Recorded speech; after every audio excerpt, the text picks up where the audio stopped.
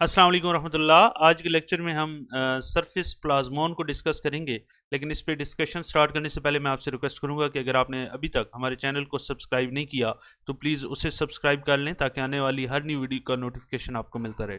वापस आते हैं अपने टॉपिक के ऊपर कि सरफेस प्लाज्मोन क्या होते हैं। सरफेस प्लाज्मोन को डिस्कशन से पहले मैं आपको क्लस्टर बताऊंगा। क्लस्टर क्या होते हैं?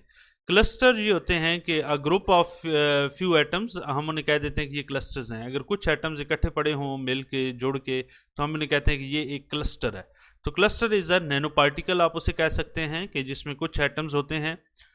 अब इसकी जो ऑप्टिकल प्रॉपर्टीज़ हैं इस क्लस्टर की या इस नैनो पार्टिकल्स की, ये दो तरह की इफ़ेक्ट्स शो करता है। एक को हम कहते हैं कि ये इंट्रिंसिक इफ़ेक्ट है, इंट्रिंसिक आई से मैं कह देता हूँ कि इंट्रिंसिक इफ़ेक्ट है, और दूसरा जो इफेक्ट होता है वो एक्सट्रिंसिक है, ई से हम एक्सट्रिंसिक कह देते हैं।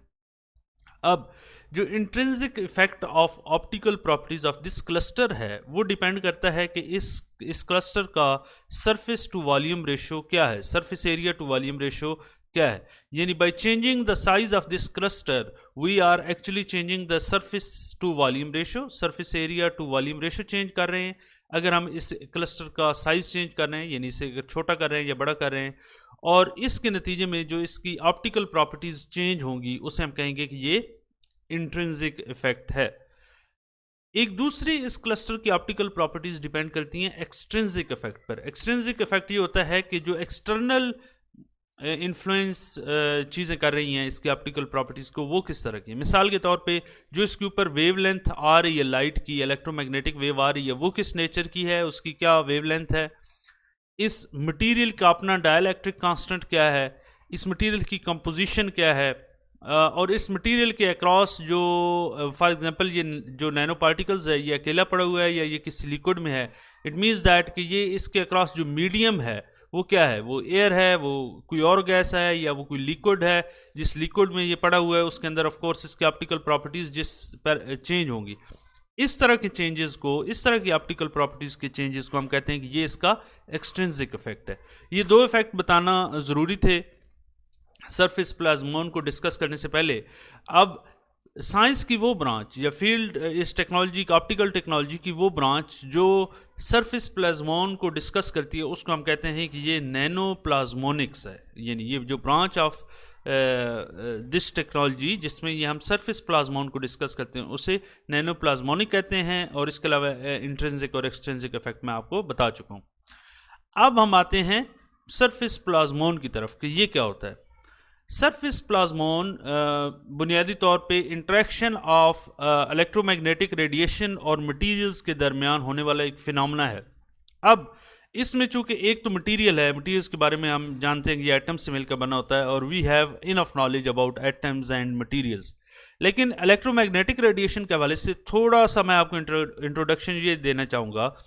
इलेक्ट्रोमैग्नेटिक वेव्स मींस कि इसमें एक इलेक्ट्रिकल का पोर्शन है और एक मैग्नेटिक का पोर्शन है। यानी ऐसी रेडिएशन जिसमें इलेक्ट्रिक फील्ड भी हो और मैग्नेटिक फील्ड भी हो, उसे हम कहते हैं कि ये इलेक्ट्रोमैग्नेटिक रेडिएशंस हैं। और आप जानते हैं कि मैग्नेटिक रेडिएशंस कौन कौन सी हैं, gamma rays, X rays, visible, ultraviolet, ये सारी आप जानते हैं कि ये इलेक्ट्रोमैग्नेटिक रेडिएशन का पूरा स्पेक्ट्रम है। ऑल दो उसमें किसी का इलेक्ट्रिकल पोर्शन ज़्यादा होगा, किसी का कम होगा, वेवलेंथ का डिफरेंस होगा, एनर्जी का डिफरेंस होगा, वो अपनी जगह पे चीज़ें दुरुस्त हैं। लेकिन इलेक्ट्रोमैग्नेटिक रेडिएशन में दो, अब मैं यहाँ पर अगर ये कहूँ कि ये जो वाई एक्सिस है ये इलेक्ट्रिकल फील्ड को शो कर रहा है, और ये जो एक्सिस है, ये जो बाहर की तरफ आ रहा है, ये वाला एक्सिस, ये मैग्नेटिक फील्ड को शो कर रहा है। तो चूंकि दोनों फील्ड आपस में कंबाइन चल रही हैं, तो ये वाली जो फील्ड है, ये जो इस एक्सिस के ऊपर नीचे चल रही है, यानी ये वाली जो फील्ड है, इसको मैं कहूँगा कि ये इलेक्ट्रिक फील्ड है। ये कौन सी फील्ड है? ये इलेक्ट्रिक फील्ड है। और अगर आप इस प्लेन को देखें, ये वाली जो फील्ड है जो आ रही है बिल्कुल परपेंडिकुलर टू इलेक्ट्रिक फील्ड, इसको मैं कहूँगा कि ये कौन सी है? ये मैग्नेटिक फील्ड है। क्योंकि ये मैग्नेटिक एक्सिस है और ये डायरेक्शन है, तो ये वाली मैग्नेटिक फील्ड है, ये इलेक्ट्रिक, ये दोनों आपस में परपेंडिकुलर है। ये जो एंगल बना रही हैं ये आपस में 90 का है। अब जब भी कोई इलेक्ट्रोमैग्नेटिक रेडिएशन, कोई भी लाइट, यानी हम अब लाइट कहेंगे जो कि इलेक्ट्रोमैग्नेटिक रेडिएशन है, ये किसी मटेरियल के साथ टकराती है तो मटेरियल्स में मुख्तलिफ तरह के यहाँ पर एटम्स पड़े हुए हैं। अब एटम्स के साथ जब इसकी इंटरेक्शन होगी तो दो तरह की इंटरेक्शन होगी। एक तो ये इलेक्ट्रिक फील्ड इंटरेक्ट करेगी इस एटम से, और एक मैग्नेटिक फील्ड। अब एटम के अक्रॉस जो एक्सटर्नल शेल है उसमें इलेक्ट्रॉन्स हैं। एटम के एक्सटर्नल शेल में ऑफ कोर्स इलेक्ट्रॉन पड़े हुए हैं, नेगेटिव चार्ज है। जब ये इलेक्ट्रिक फील्ड इससे इंटरेक्ट करेगी तो ऑफ कोर्स इसको इलेक्ट्रॉन्स पर नेगेटिव चार्ज है, और इलेक्ट्रिक फील्ड के हवाले से ये बहुत सेंसिटिव होते हैं। मैग्नेटिक फील्ड भी इलेक्ट्रॉन पे कुछ ना कुछ फोर्स लगाती है, लेकिन सरफेस प्लाज्मोन के केस को डिस्कस करते हुए हम मैग्नेटिक फील्ड वाले पोर्शन को टोटली नेगलेक्ट कर रहे हैं और सिर्फ इलेक्ट्रिक फील्ड।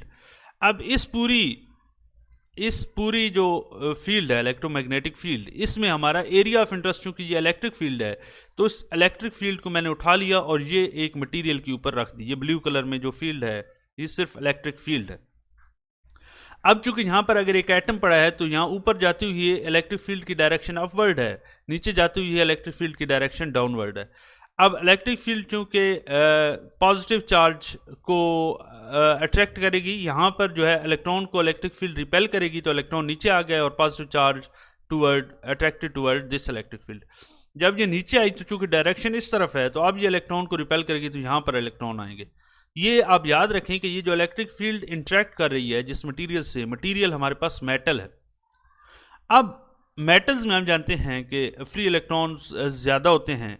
अब बुक वाला ये कहता है कि जब आपके पास ये इलेक्ट्रिक फील्ड या इलेक्ट्रोमैग्नेटिक रेडिएशन किसी मटेरियल, मेटालिक नैनो पार्टिकल या क्लस्टर से इंटरेक्ट करेगी तो ये एक पोलराइजेशन होगी, यानी यहाँ पर पॉजिटिव चार्ज क्रिएट होगा, यहाँ पर नेगेटिव, यहाँ पर पॉजिटिव और यहाँ पर नेगेटिव।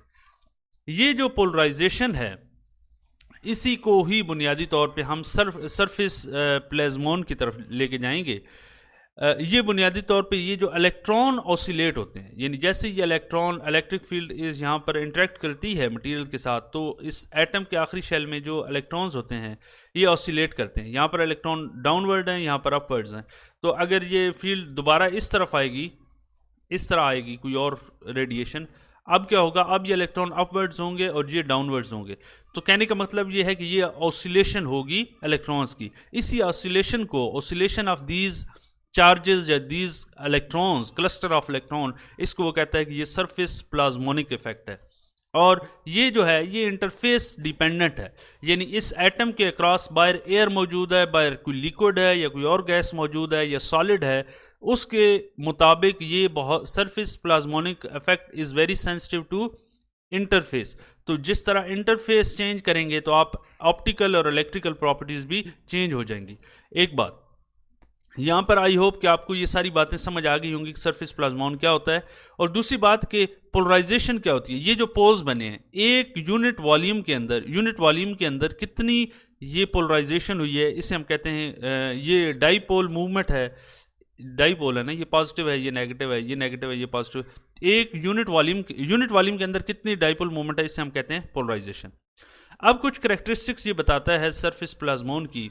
यहाँ पर भी ये देखेंगे, ये एक ही एटम को दिखाया गया कि यहाँ पर पॉजिटिव चार्ज इस तरफ आ गया, नेगेटिव अट्रैक्ट होकर, ये सारा सरफेस प्लाज्मोनिक इफेक्ट है।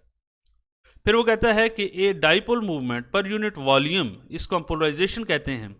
और इसके नतीजे में ये जब सरफेस प्लाज्मोनिक इफेक्ट होता है, ये इलेक्ट्रॉन इधर एक तरफ अट्रैक्ट होते हैं, प्रोटॉन या न्यूक्लियस दूसरी तरफ, तो ऑफ कोर्स जो लाइट इंटरेक्ट कर रही है उसकी एनर्जी अब्जॉर्ब होगी, तो स्ट्रॉन्ग ऑप्टिकल अब्जॉर्प्शन होती है इस प्रोसेस के दौरान।